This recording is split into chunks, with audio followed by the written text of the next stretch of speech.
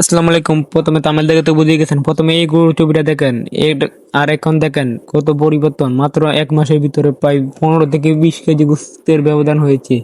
তো এই বকিন গরুগুলোকে কিছুদিন আগে কিনা হয়েছিল। যারা আমাদের চ্যানেলে প্রথম ভিডিওটা দেখেন নাই, তো ভিডিওটা দেখে আসবেন, দেখতে পারবেন এই গরুগুলো কিরকম আছিল কিছুদিন আগে আর এখন কিছু দিন পরে ভালো পরিবর্তন হয়েছে। এমনকি গরুগুলোর দামে ভালো লাভ ধরতেছে। তো গরুগুলো দেখতে পাচ্ছেন, এখানে কিন্তু গরুগুলোকে সবসময় আমাদের ঘাস খাওয়ানো হয় না, আমাদের বেশিরভাগই শুকনা কেয়ার খাওয়ানো হয়। তো দেখতে পাচ্ছেন এখানে পলে দেওয়া হয়েছে, গরুগুলো খাইতেছে।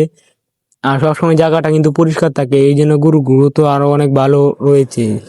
এখানে একটি গামলার মতন থাকে, মানে একটা জুলুন, যাদেরকে আমাদের ভাষায় বলে এখানে জুলুন।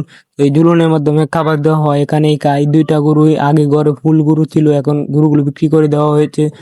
তো দেখতে পাচ্ছেন গরুটা কিন্তু মোটামুটি অনেক বড় সাইজ, আর সাইজেও বড়, এমনকি দেখতে পারছেন অনেকগুলো গোস্তে কিন্তু ভরে গেছে। আর এখানে দেখতে পাচ্ছেন খাবার হিসাবে আমরা প্রথমে এই যে এদিকে দেখতে পাচ্ছেন, আপনাদেরকে দেখায়, আমাদের এদিকে পাওয়া যায়, এটা হচ্ছে সিপি ফিট, মানে ব্রয়লার মুরগি যেটা খাওয়ানো হয়। তো দেখতে পাচ্ছেন এখানে দানা দানা স্পষ্ট ভাবে দেখা যায়, এগুলো সবসময় খাওয়ানো হয়। আর এর নিচে আছে ওটো কুড়া, মানে ধান থেকে যে কুড়াটা হয় চালের সাথে, আর এই কুড়াটাই দেওয়া হয় গরুকে। তো দেখতে পাচ্ছেন কুড়াগুলো মানে খুবই নতুন কুড়া, আর দেখতেও খুবই সুন্দর। আর এগুলো গরুর দিকে দিলে তাড়াতাড়ি খায়। আর এইদিকে দেখতে পাচ্ছেন লবণ, আর এগুলোকে আমি এখন তৈরি দিয়েছি। তো সবাই ভালো থাকবেন আর ভিডিওটা লাইক করে দিবেন। সবাই ভালো থাকবেন, ধন্যবাদ, আসসালামু আলাইকুম।